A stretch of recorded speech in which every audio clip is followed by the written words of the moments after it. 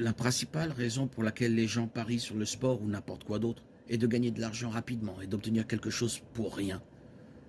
Cependant, Dieu a donné son approbation à un autre moyen de gagner de l'argent. Et ce moyen est le travail.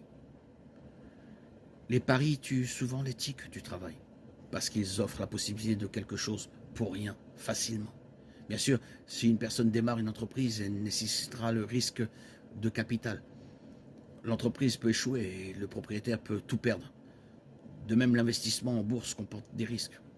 La différence, c'est que l'investissement dans les entreprises encourage le développement de biens et de services. Il ne s'agit pas d'une tentative d'obtenir quelque chose pour rien. Si une personne investit de l'argent dans une action après une enquête minutieuse sur l'entreprise et les biens ou services qu'elle fournit, même si elle met de l'argent en jeu, ce n'est pas un jeu de hasard.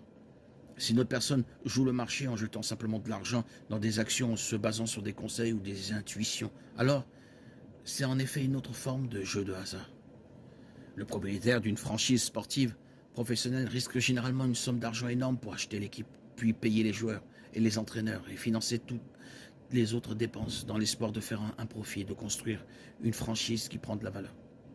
Encore une fois, cela comporte des risques. Mais c'est un risque dans le cadre que Dieu a établi comme un moyen approuvé d'accroître la richesse.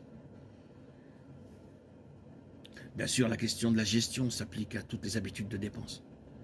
Les chrétiens ne possèdent rien, mais ils ont reçu des ressources à gérer. Avant de placer un pari, un chrétien devrait se demander, puisque c'est l'argent de Dieu qu'il m'a donné pour l'utiliser pour son royaume, est-ce une bonne gestion de l'argent? Et si je perds? Et tôt ou tard, tout le monde perdra.